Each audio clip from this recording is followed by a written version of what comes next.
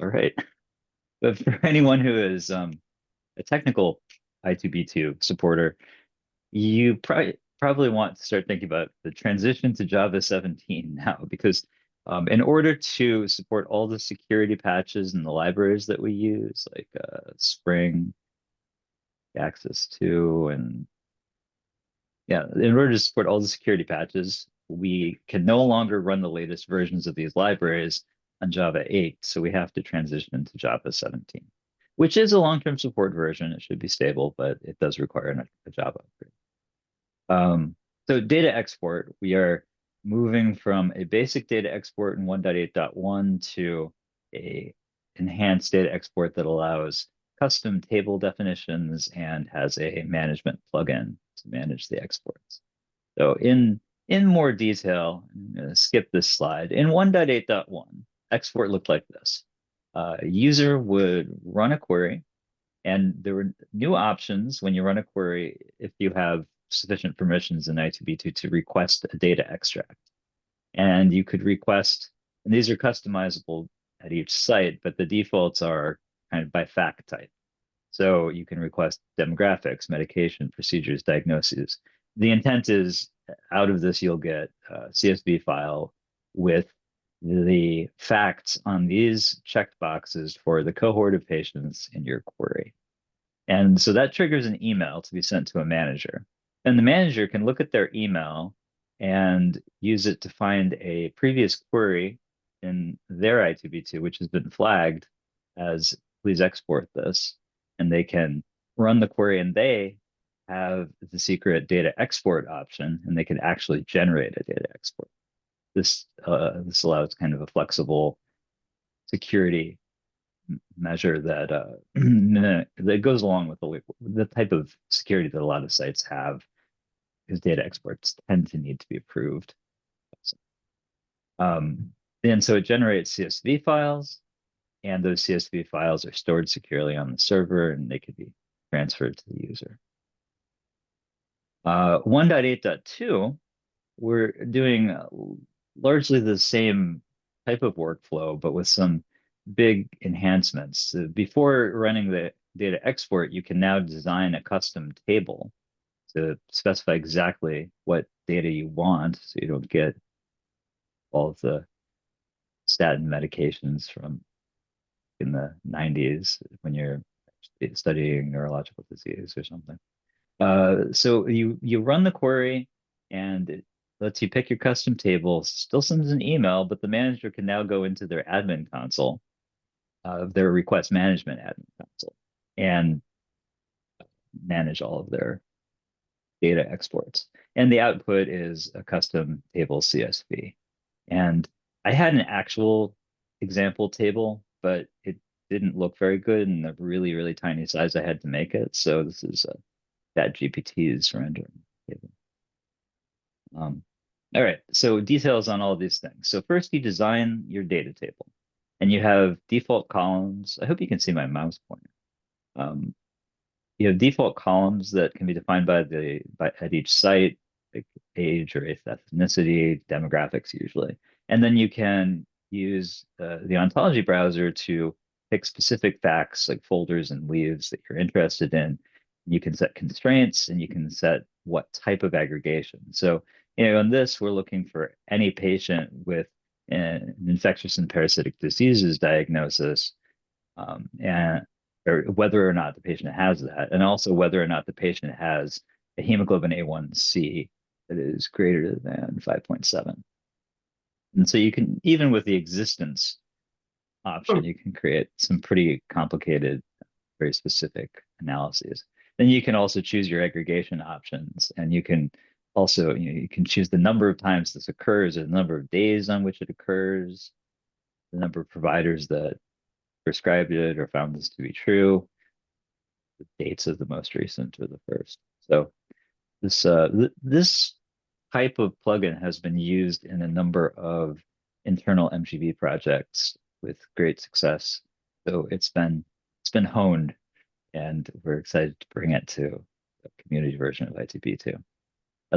After you design your table, you can look at an example of the data output. You can also save your data table, which you'll need to do in order to run it as a query, but also it highlights that you can save them, you can use them later and modify them. So now when you choose data requests and run query options, you'll see user created tables. And these are the tables that you as a user have created. Put in some additional information, run the query, and then the manager can go into their management console and see all of the exports that they are managing and their statuses. So file available, I think, means that this export is pretty much ready to go. User can download it. Canceled, the user canceled it. Submitted is probably one that the admin, the manager needs to come in and administer. So they could click view details and they get details of their query. This screenshot shows the 1.8.1 style of export, showing data types rather than a custom table. But that does highlight that both types of export will be supported. So you can also do an export in that way and not with a custom table. This slide shows ephemeral enclaves, which is one important use case of this data export technology. And the ENACT network is doing a pilot of this right now. The idea being sharing custom data sets of LDS data, limited data set data across institutions is possible with the right IRB approvals. And that is kind of the pathway to doing cross-site analyses. So the whole export pipeline that I just talked about is pretty much these from investigator down to data steward, creating a data request and requesting the data and exporting the data. And then with proper IRB approvals, it can be loaded into this central enclave, which is a secure location, and they're ephemeral enclaves, so they last only this pre-specified amount of time for patient privacy and security. And then the analysis can happen and the paper can be published and then the data can be deleted or archived. So that's my whole update. These are the slides I always show on more information on I2B2. Most people on here have been on these calls before, so we're familiar with these, but make sure you check out community.i2b2.org and the Google group, i2b2.org/software. We're slowly transitioning Confluence to the cloud, and our Jira has moved to the cloud at this point. So we need to update the links on the wiki, but it's atlassian.net/Jira. Jira. We also welcome community contributed features, which are I think every release we've had a community contributed feature in the last few releases, and we have a branch of I2B2 that supports Snowflake that is being updated that can be downloaded from the website. So we really value all of your engagement in I2B2. This is the much misspelled ChatGPT rendition that's going to happen in I2B2 1.8.2. All right, that's all I've got. Can open it up for questions. Any questions from the group? Oh, Jeff, I'm not sure if you mentioned, we're also upgrading the Wildfly. Did you mention that? Oh, I did not. You're right. You're right. We are also updating the Wildfly. Yeah, so right now we've been testing it with Wildfly 34. So that improves a lot of the security. Right. Sorry, I missed that. Yeah. So that should mostly make people happy, I would think, because people do have trouble getting a very old version of Wildfly past their security audits. Michelle had a question about the genomics query plugin. Is that going to be in 1.8.2? Yeah, 1.8.2. So I don't remember the status of that. So the framework for doing custom value boxes in I2B2 was in 1.8.1. I think that there will be an example genomics value box in 1.8.2, but I don't know if someone from the web client team is on the call. Would like to Tell me if I got that right or wrong.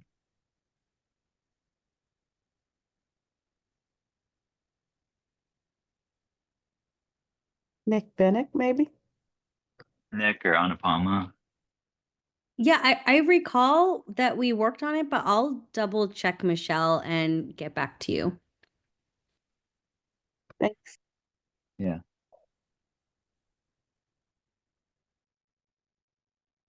Anything else for Jeff? I think Mike is gonna jump in and do the large language model demo. I don't know, Griffin, are you still on? Griffin made a comment about the Committee on Technology to kind of make a plug. Do you wanna? You wanna make?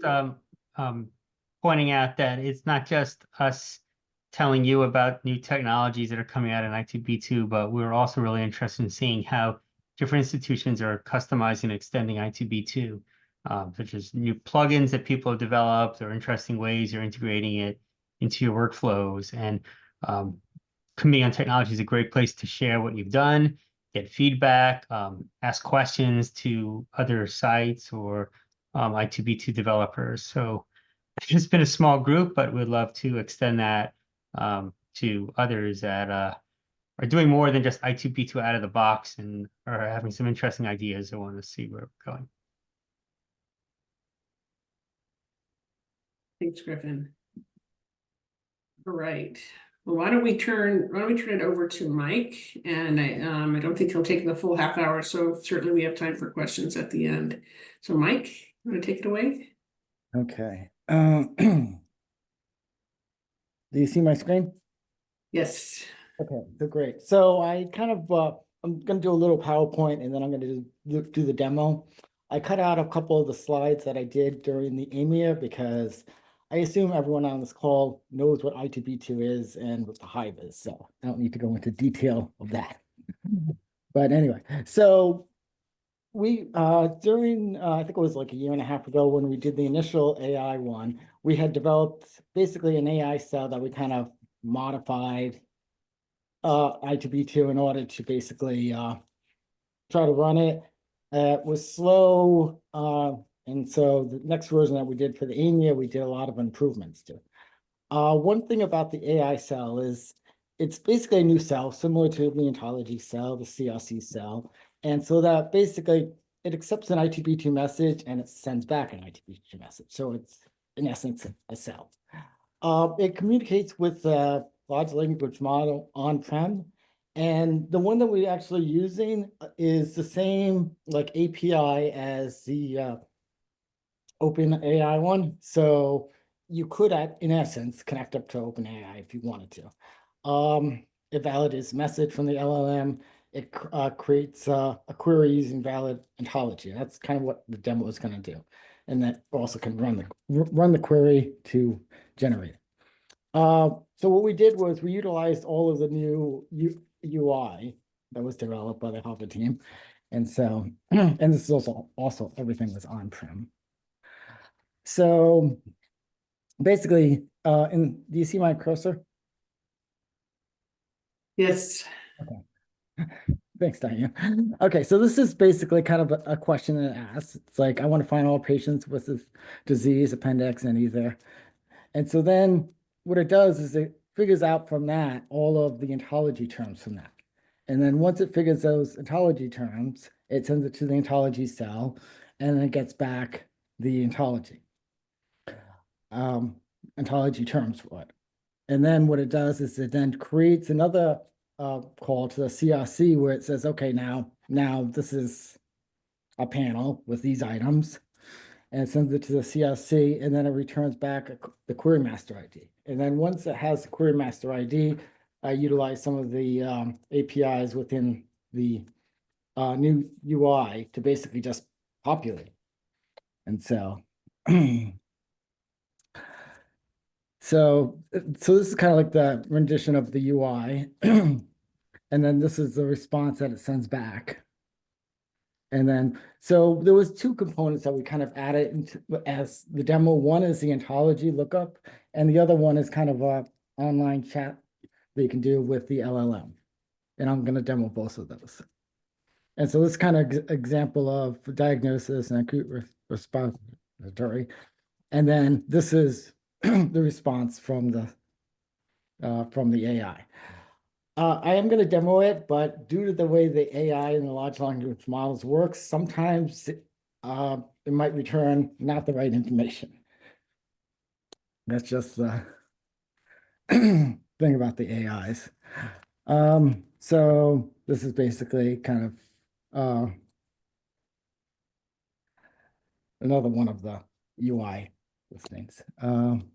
So okay, so some things that we learned from this is you can't do everything on the client, obviously. You need a large language model to do all this work. So we learned that basically everything has to be kind of done on the server side. We had demoed using Whisper, where you could actually talk, and then it would then translate that into words and then send that across. I'm not going to demo that aspect of it. And then one thing is the training model. So we did, so the first version we actually, so Nicholas and Chris and I, we basically trained one of the large language models to kind of understand ITB2. And that worked pretty well. Some of the newer models actually do pretty well, and you don't really need to train them that well. But of course, there's going to be some AI hallucination that we need to continue to fine tune. Okay, so I'm not going to go into detail about various different large language models, but as we know, we're using the Meta one. There's OpenAI, the Google one, and I'm gonna skip over. So look, just a quick thing about the LLMs. Basically, it just breaks down things into tokens and then turns those tokens into numbers and then looks throughout the LLM to figure out what you're trying to say and respond with the proper response. Okay. This was just a pretty diagram of basically that we grabbed the Meta one and then we did the collection, the processing of it. We trained it and then we ran testing on it. This is an XML, more redundant. This is kind of what we did for the training. So we had this is Nikolai's machine. He had 3 NVIDIA cards that he was basically using to train it. On ours, we're doing everything on the community enclave, and that we have 1 GPU. And as you see in the demo, the performance of it is pretty good for having 1 GPU. And then this is kind of a sandbox. So if you were to grab all the code, take a screenshot of this. This is kind of how you would set it up to reproduce this. Everything's in GitHub, so you can actually just grab it from there. I think that was, this is kind of hiding my, yeah. So on the right-hand side over here, this is where the GitHub lab is. And this is where I did the modified AI web client. Okay, so let me stop sharing and then share. Hold on 1 second.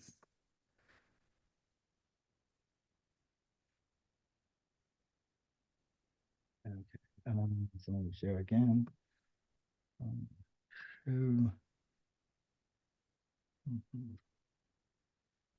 Okay, so you should see my screen again. Diane? Yes, Mike, looks good. Okay, I just want to start talking and then be like, you're not showing anything. Okay, so this is on the community enclave. I modified the web client to basically deal with the AI work. So we're going to log in as Act. And then we're going to select a project. I'm going to do the Act 9. And so let me move this out of the way again. Okay, so as you can see, it has some slightly modified aspects of it. It has a chat that I added. And in the terms, you could type in something like, say, if you do something like, say, asthma, and then categories, diagnosis, and do find for that, it'll come back and return a bunch of asthma results. which is what it should do. This is on Michelle Morris's great work on her ontology. But let's say you wanted to do something like, say, heart attack, okay? And then you want to find that. This, in the ontology, there is no such thing as heart attack, but we know that there is an ICD-10 code associated to heart attack. It's just not called heart attack. So this is where we have this AI assistance. And what this is doing is from that PowerPoint presentation I did a few minutes ago, it's sending, I'm going to click this while it takes a second. It's going to send the word heart attack to the ontology, to the first ontology cell. It's not going to find anything. And it's then going to go send it to the AI cell, which is going to take the word heart attack and say, okay, what is the term? What is the term for heart attack? And then it will return my call infraction. And so then it will return the actual medical term, and then it will go back to the ontology cell and say, okay, find all the term for it. And that's what it did. Anyone interested in sending a text or sending a chat of what I should type in? This example, because this was my example. I mean, the other example I do was brain fog. Didn't find brain fog.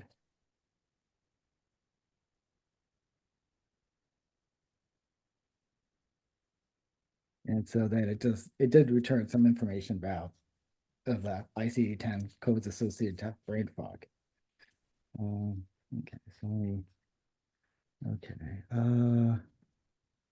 so the other thing is I'm gonna copy this. Oops.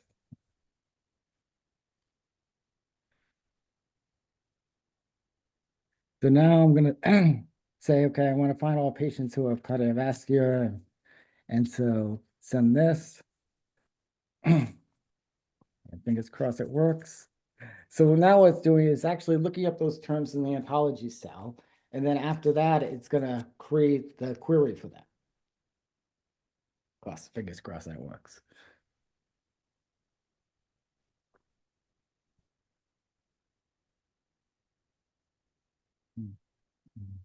Any questions while this is chugging away? Actually, I don't see the chat, so. I did this earlier and it worked, and now.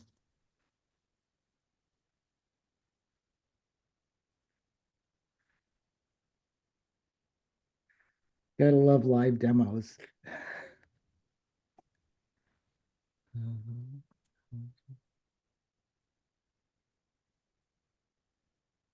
Yeah, that was from the previous one, so.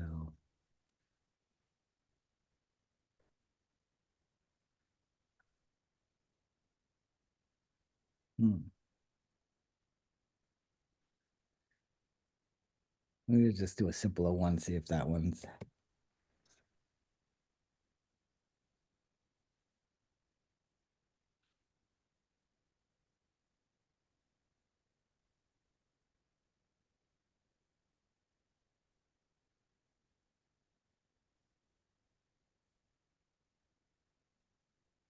Off of the scene. Shoot.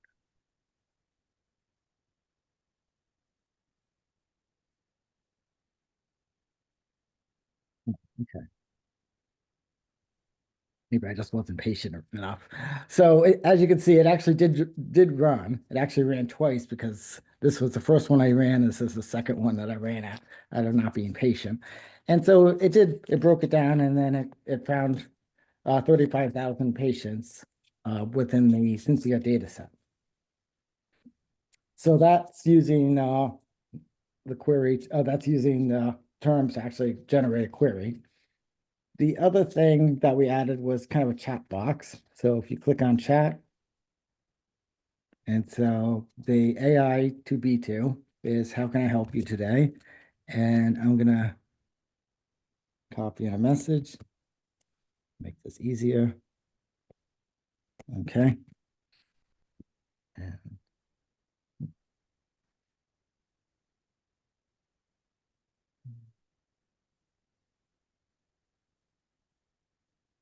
And this is a little bit of AI hallucination. I wasn't expecting it to give me patient type of information, which it doesn't really have. Let me try it again, see if it.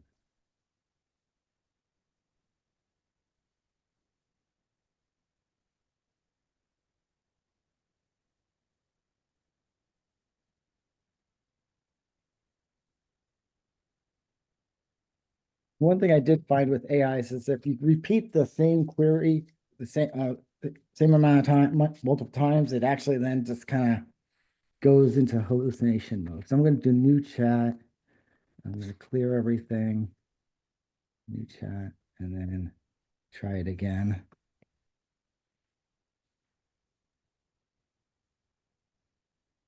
Shoot.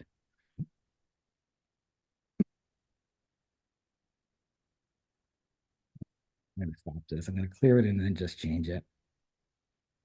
Change my question. You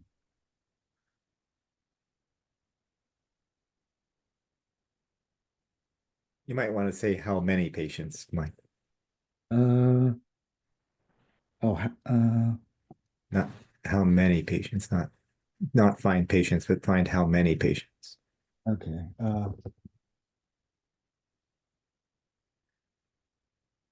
Oh, wait a second. I wasn't copying the right thing. It was okay. That was actually my fault, not the AI's fault.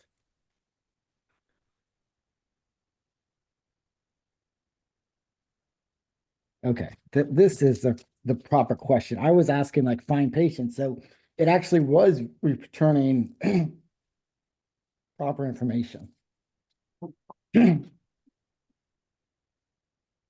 This is what I was expecting it to tell me is information about the hypertension that I had asked that, and then could these be symptoms related to it?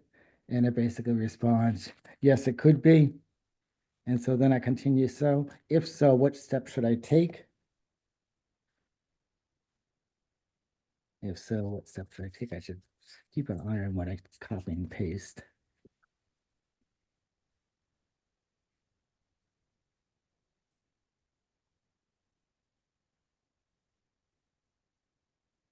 And then it responded back with what I should do. And as you can see, the performance of this is actually pretty good for one GPU. And so, yeah, so this was kind of the demo that I had done at the AMIA. At the time, it was a systems demo, so it was also about the same amount of time. I had like 15 minutes to do the demo, so. But if you want me to type in something to try out, feel free to text anything, and I can do it. Oh, I see, it's there. 16.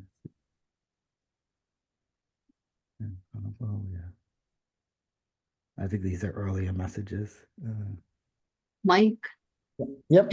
can you add a temporal component to the query, like patients who had diabetes and developed stroke or hyperlipidemia later, something like that?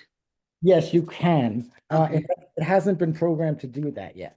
I haven't dealt with temporal queries, but yes, you definitely can have it that it would, I guess you'd first figure out, is it a temporal query? If so, then split it up in this way.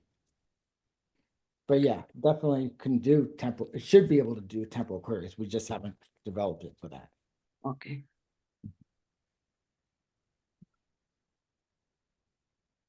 Okay. Are there any questions? So this is not part of 1.8.2. It might be part of 1.8.3. And it'll be cleaned up a lot more. This is very a rough draft of it.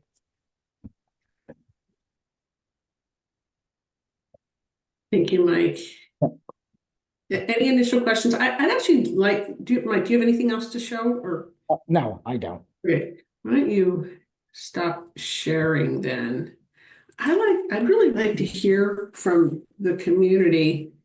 You know, you saw this, it's, you know, it's rough, we're not there yet, but I'd really like to hear from people regarding whether they think this is a really important feature that would be used within their organizations.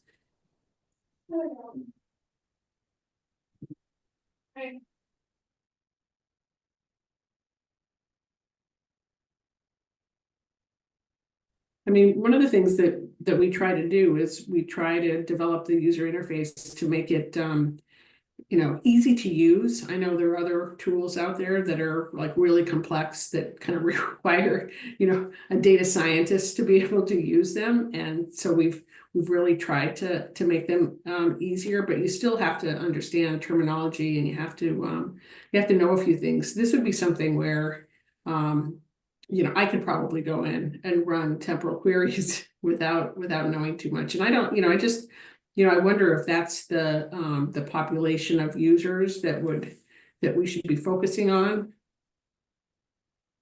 Any thoughts on this? Or thoughts or questions about this or anything else? I'd just like to open it up for everyone.